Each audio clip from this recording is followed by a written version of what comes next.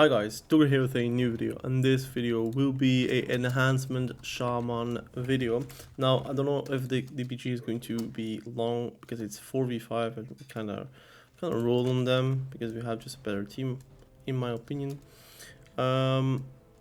I actually respect one of those elemental shaman specs into enhancement. This is the build I'm rocking, so you can see I go for only 4 out of 5 because I want to have improved fire totems and elemental devastation, which is not like a big deal. I don't think like 0.1 second is going to change anything. I don't even take Earthgrass because I'm not going to cast versus someone that is going to hit me because I know that pushback is really terrible regardless of Earthgrass or not. And obviously we do take elemental focus to get like the at least less mana spent. And we go for 5 out of 5 Tenderic Strikes. We do also take 5 out of 5 Anticipation. I prefer to dodge instead of like getting Grounding Totem to be a lower, because if I'm facing a rogue, I like to think that I can maybe dodge a kidney, could always happen. Or like dodge and eviscerate, could also happen. So all those things can matter. Now, you think you're going to, that's not gonna happen. Ho ho ho. Bro.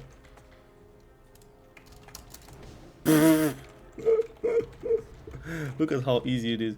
Chain lightning. Ooh. Boop.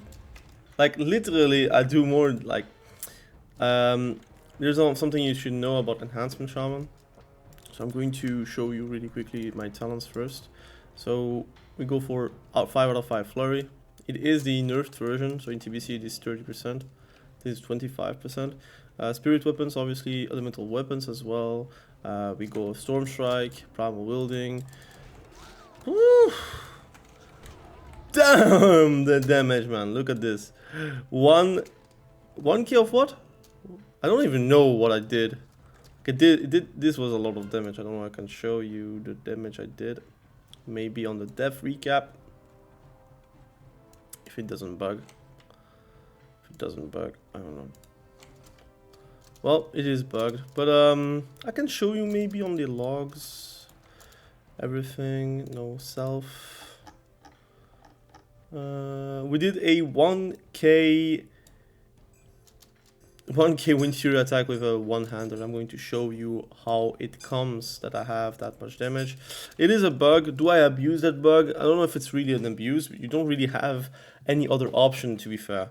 Like Windfury Imbue. So if you don't know, the Windfury Imbue, you cannot put it on like 2 weapons, or you can, but you will only have the benefit on 1 weapon because the ICD works for both hands. So it means that if you are Windfurying with your left hand, for example, you're not going to be able to Windfury with your right hand or your main hand, dare I say,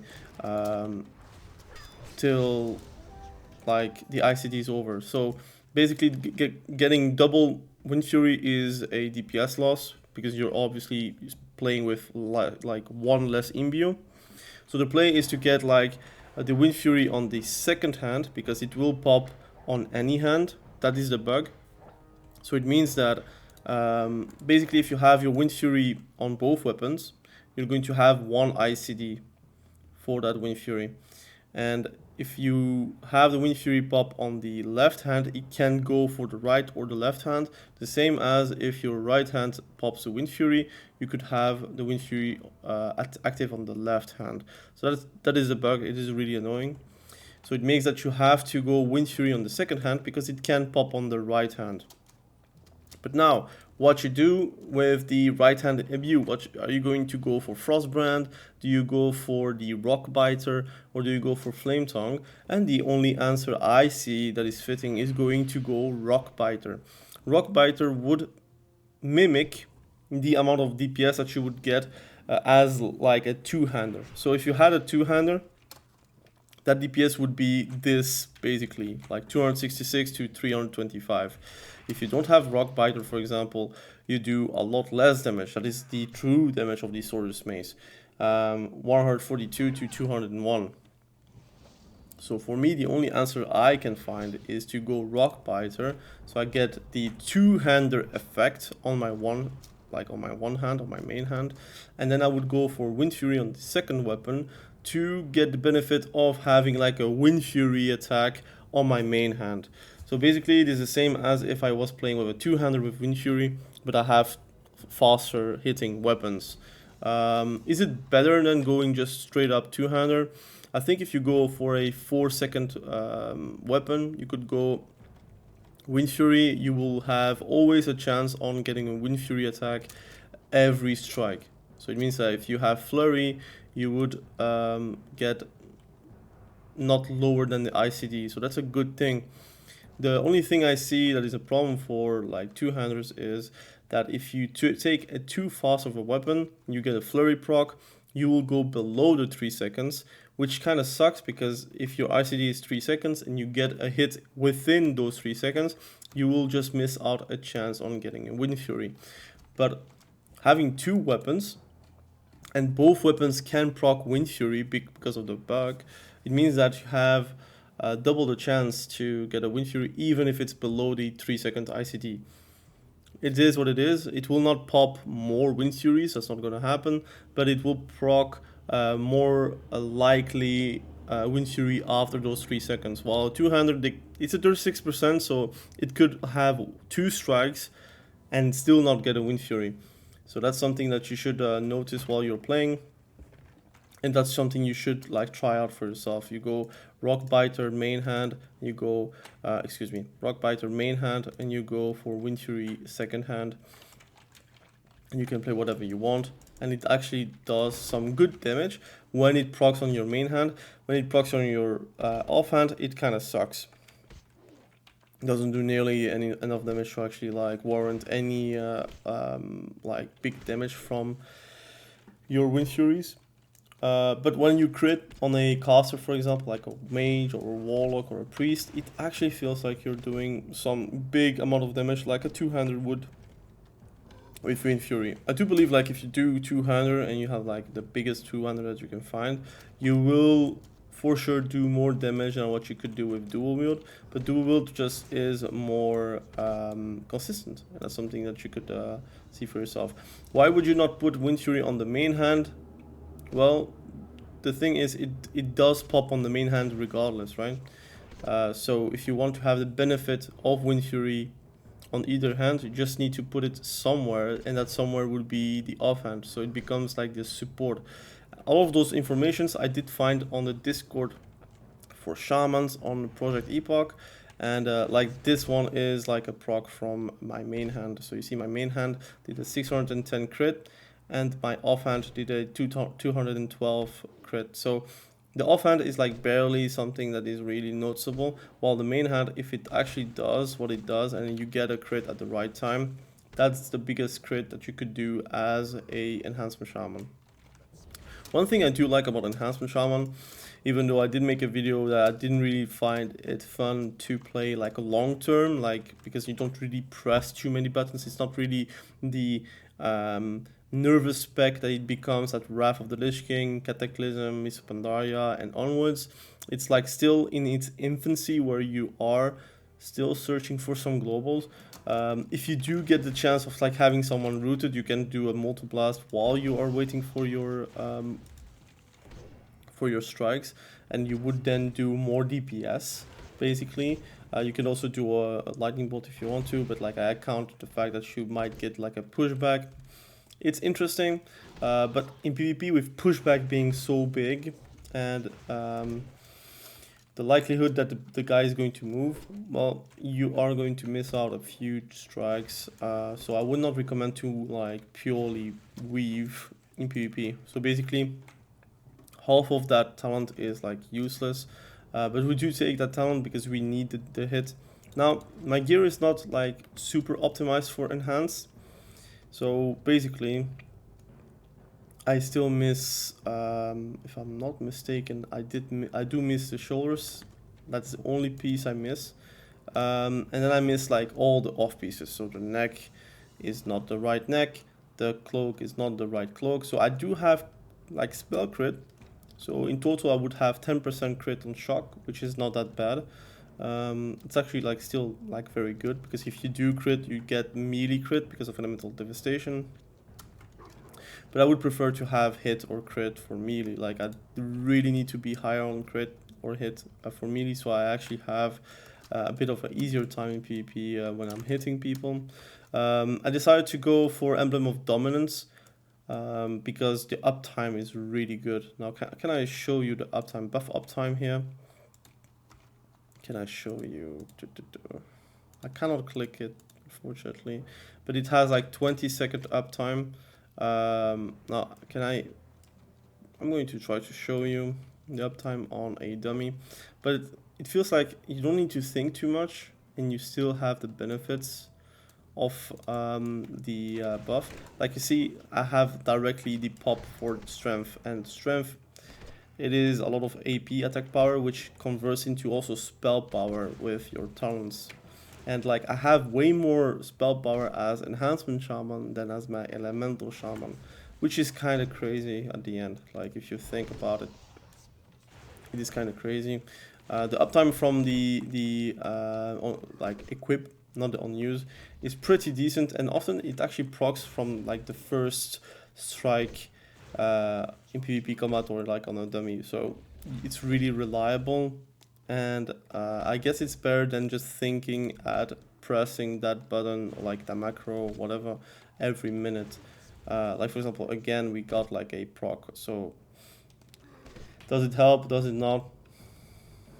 I wish you could like do double and forgo the trinket, but like trinket is super important. But like maybe to play like a glass cannon or whatnot. But like losing the primary stat or the stamina kind of really sucks. So I think if you really want to perform, you kind of need the trinket. But I can test, but I think you still lose the benefit, if I'm not mistaken. Well, the video didn't really show too much PvP combat, unfortunately. I don't want to make it too long, but I'm trying to play Enhancement Shaman again. The build I'm playing right now is not a bad build in my opinion, pretty cookie cutter. Might try to play without Shamanistic Rage, because it is still a 2-minute CD. I think it makes more sense in arenas than in BGs, because you will go anyways. Doesn't matter if you have Shamanistic Rage or not. And often, if you are bound to die, you will die. It's good for like flag carrying though, like having 30% less damage taken, plus also your gear. It makes for you being like a very hard target to kill. But it's a 2-minute CD, and realistically, it feels like if you have like 5 people on you, you're not going to survive anyways, with or without it. So it depends on the healer, and if the healer is there, you don't actually need Shamanistic Rage too much, except if it's like CC'd or whatnot. So you could like play without like Shamanistic Rage. You could also play without Unleash Rage. It's not like it's okay. You do need a lot of crit to make like the benefit of that. It does convert into spell power, so you would get like 30% of that, so it's quite nice. But again, that's something by itself. And that like the benefit is cool, like 95, and it does make for like good bonus damage. But like it's not necessary. Like it's 20 spell power, a bit less, a bit more. 30 spell power, excuse me. Maybe you could go then into elemental and go like full spell hands, having elemental fury, and maybe Call of Thunder to get more crit. But I feel like again the pushback is so bad, regardless of spec for enhance or elemental, that do you really want to cost and hard cost in PvP? I think the answer is no.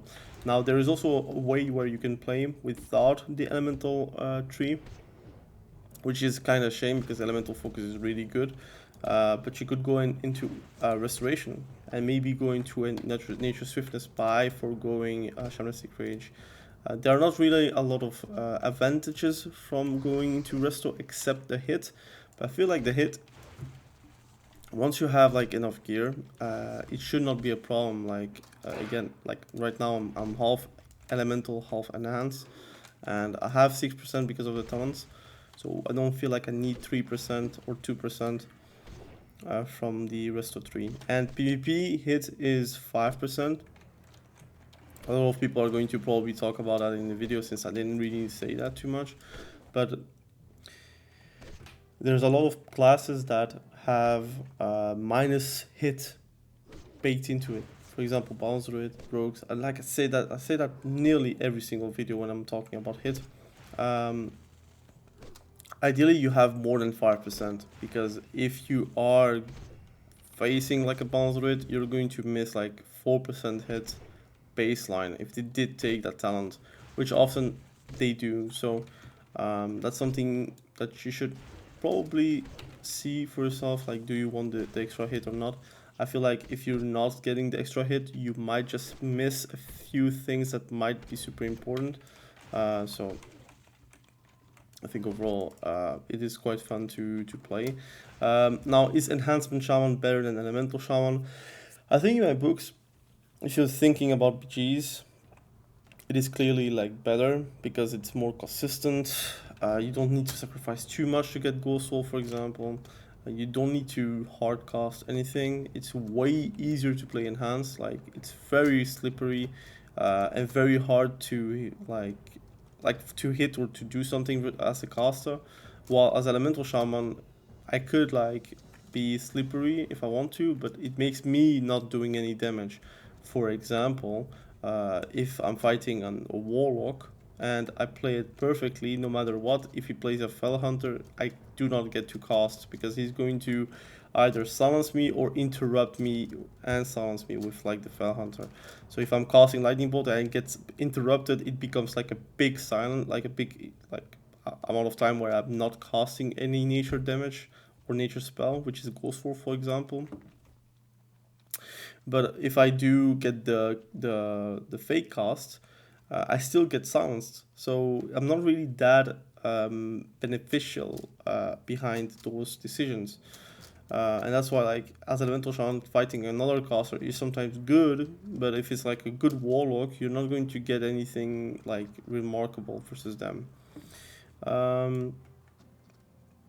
But for example, like, again, as Enhancement Shaman, I can just walk up on a Warlock and it's pretty much a face-to-face who dies first. Obviously, the longer it goes, the worse it becomes for the Enhancement Shaman because you cannot really heal yourself with this build. But having like Shamanistic Rage kind of helps you to be aggressive without like sacrificing too much. That's all I'm saying. Let's see, like, as a last, because I like to do that exercise, how many 60s we have currently online. It's at 9:38 p.m. CST. We have 500 level 60s. Let's see the balance around that, which I do just like the Horde side and then minus the total. Then we have Troll, and then we have Taran. It is 258 Horde for 500 players, so basically it is very, very balanced because you're missing what, 16 players pretty much, or excuse me, 19 players because it's 258. You take 8 out, you do put it those, it's 16, excuse me, 16 players that you're missing. So or like plus 18 plus 2 because it was not like 500 on the dot, it's like 498. So it's still like a plenty, like 492, excuse me. So still plenty of people playing. Is it balanced like 50-50? No, but I think it's still like a good amount to be able to have balanced fight.